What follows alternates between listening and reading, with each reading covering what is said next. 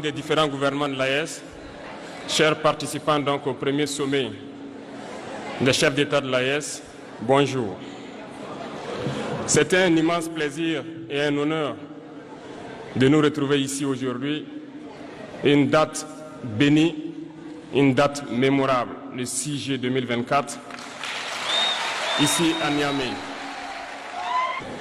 Nous lui disons merci pour tout ce qu'il a pu faire pour nous jusqu'aujourd'hui et tout ce qu'il fera pour le peuple de l'AES. Permettez-moi également de rendre hommage depuis l'avènement du CNSP et qui continue de rester debout. Hier, lorsque nous avons foulé le sol de notre patrie ici, vous êtes plus que des amis, vous êtes plus que des voisins, vous êtes nos frères, vous êtes nos sœurs. Parce que la fraternité va au-delà de l'amitié ou du voisinage. Nous avons le même sang qui coule dans nos veines. Dans nos veines coule le sang de ces vaillants guerriers qui ont combattu et qui ont réservé ces terres que nous appelons Mali, qui ont aidé le monde entier à se débarrasser du nazisme et de beaucoup d'autres fléaux. Dans nos veines coule le sang de ces vaillants guerriers qui ont été déportés d'Afrique vers l'Europe, l'Amérique, l'Asie ou je ne sais encore, et qui ont contribué à construire ces États pendant l'esclavage. Dans nos veines coule le sang d'hommes dignes, d'hommes robustes, d'hommes debout. Et pour cela, soyons-en fiers et soyez remerciés d'être ressortissants de l'AES. L'Afrique, ce continent qui a tant souffert et qui continue de souffrir du fait des impérialistes. Ces impérialistes n'ont qu'un seul cliché en tête. Appartiennent. Nos terres les appartiennent, nos sous-sols les appartiennent. Ils n'ont jamais pu changer de logiciel jusqu'à aujourd'hui. C'est déplorable. Mais comment procèdent-ils? C'est malheureusement depuis donc ces athlètes, selon eux, de leur sous-préfecture, pour pouvoir continuer à les alimenter. Ces valeurs locaux que nous allons qualifier aujourd'hui d'esclaves de salon n'ont d'autres repères que le maître le dicte. Ils volent, ils pillent nos États, amènent tout chez le maître. Lorsque le maître commande, ils exécutent. Savez-vous qui sont ces esclaves de salon? Qui n'ont aucune dignité, qui n'ont aucune morale, qui n'ont aucune personnalité. Mais ils sont toujours prêts à trahir leurs frères pour satisfaire le maître. Ces individus continuent toujours contre vents et dans leur sondage économique. Le Burkina est le pays le plus pauvre, le Mali est le pays le plus pauvre, le Niger est le pays le plus pauvre. Nous sommes classés parmi les derniers. Très bien, c'est les lieux. Pourquoi ne veulent-ils pas partir? D'Ottawa jusqu'à Paris, les rues sont illuminées, c'est la lumière. Mais au Niger, c'est l'obscurité qui nous est servie.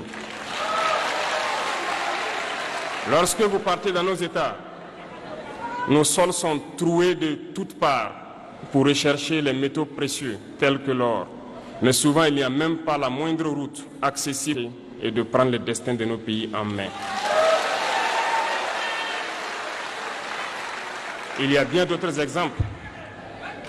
Mais lorsque nous avons décidé ainsi, eh bien, nous avons été approchés par certains esclaves de salon. Et c'est inconcevable pour eux.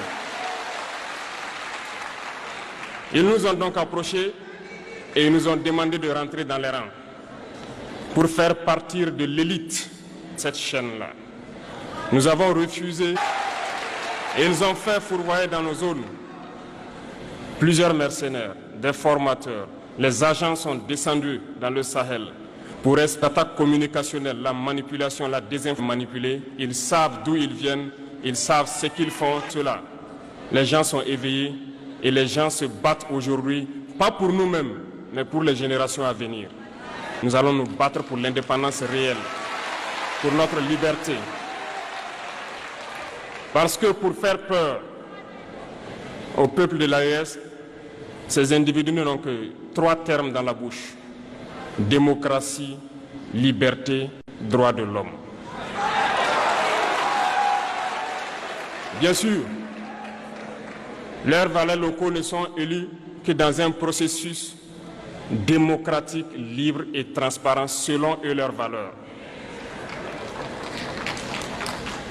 Quoi de plus normal qu'on veuille nous imposer cela, parce que c'est eux qui édictent les règles. Très bien. Nous avons décidé de nous assumer. Voilà pourquoi un 26 juillet 2023, lorsque le Niger a décidé de tourner la page, les esclaves de salon et leurs maîtres sont montés sur les grands chevaux. Ils ont mis leurs valets locaux en avant et ont décidé de mener une guerre contre le peuple nigérien. Nous avons donc dit, quiconque osera s'en prendre au Niger nous aura en face, parce que nous mènerons une guerre sans merci jusqu'à la dernière goutte de sang pour quiconque osera s'attaquer à nos États. Cette parole, cette décision que nous avons eue hier est d'actualité aujourd'hui et sera d'actualité demain et pour toujours. Ainsi naquit l'AES le 16 septembre 2023 dans une architecture de défense mutuelle. Mais nous avons jugé nécessaire de prolonger et d'agrandir donc l'architecture de l'AES. Ce qui nous rassemble aujourd'hui doit nous permettre d'aller sur d'autres terrains en plus de la défense, notamment les finances et l'économie, les infrastructures, la santé, l'éducation, bref, j'en passe. Je souhaite donc que ces moments soient pour nous une histoire que nous allons écrire pour l'AES, mais surtout pour l'Afrique et pour le monde entier. Que Dieu illumine tout un chacun de nous. Que Dieu nous inspire dans ces tâches qui nous sont confiées. Et surtout, que lorsque nous faisons tous nos travaux, que nous ayons en tête une seule chose, l'intérêt suprême de nos populations.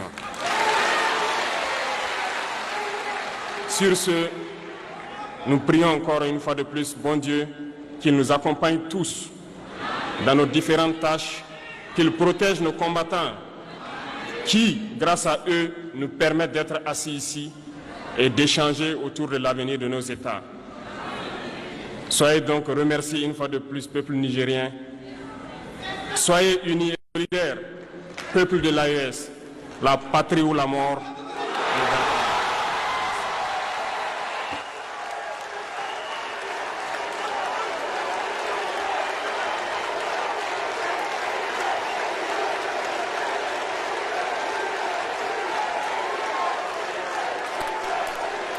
Merci. Merci, Excellence. Merci.